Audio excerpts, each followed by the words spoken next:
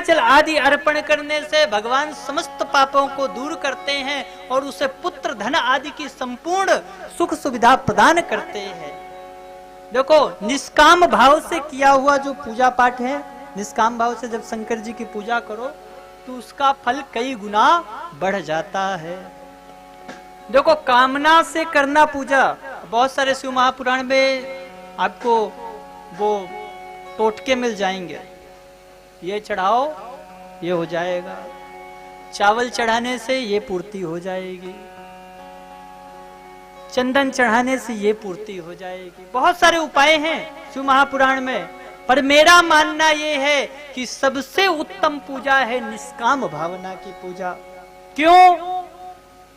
क्योंकि आप शंकर जी से कुछ भी मांगोगे ना, शंकर जी आपको तुरंत दे देंगे। क्यों? आप गए और शंकर जी से बोले, भोले बाबा मेरे घर में कोई पुत्र नहीं है, जल चढ़ाए, भोले बाबा ने कहा एवमस्तु, जाओ पुत्र होगा। आप शंकर जी के पास गए, शंकर जी मेरे घर में धन नहीं है, आप कृपा करो, मैं आपका यह व्रत करूंगा और आप मुझे धन दे दो। भगवान शंकर कह देते हैं, लो खूब धन लो। भगवान शंकर मन में विचार करते हैं कि यह भक्त मेरे पास आए और मुझसे कुछ मांगे, मैं दूं और मेरा पीछा छूटे।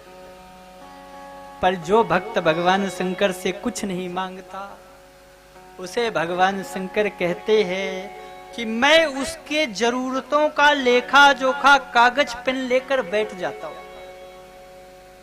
और जो भक्त भगवान शंकर के पास जाकर कुछ नहीं मांगता है, भगवान शंकर उसके द्वार पर आकर बैठ जाते हैं और उसके जीवन के समस्त कष्टों को लिखते हैं और लिख करके एक एक कष्ट को उसके जीवन में आने से पहले ही दूर करते हैं। क्यों? क्योंकि यह भक्त मुझसे तो नहीं मांगेगा, पर इसको क्या क्या जरूरत है इसका ध्यान मुझे रखना पड़ेगा।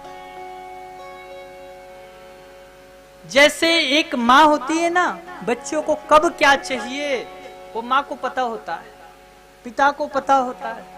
आपके घर में कोई बालक हो, 15 साल का हो गया है, उसने कहा पिताजी गाड़ी की चाबी दे दो मुझे, एक राउंड मार के आता हूं। पिताजी देंगे? नहीं देंगे, बोलेंगे नहीं अभी तुम और थोड़े बड़े हो जाओ फिर गाड़ी चलाना।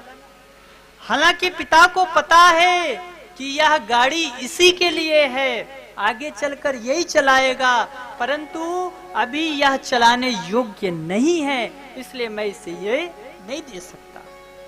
इसी प्रकार भोलेनाथ है, भक्त जाता है और बाबा से कहता है बाबा मुझे ये दे दो। बाबा कहते नहीं, अभी तुम इसके योग्य नहीं हो। जब तुम्हें जरूरत होगी, अगर तुमने बाबा के ऊपर ढाल दिया ना कि बाबा मैं आपका, आपकी इच्छा जो हो आप वो करो, तो बाबा आगे आगे आपकी संपूर्ण व्यवस्था करते जाएंगे। जब आपको जो चीज की आवश्यकता होगी बाबा वो आपको प्रदान कर देंगे।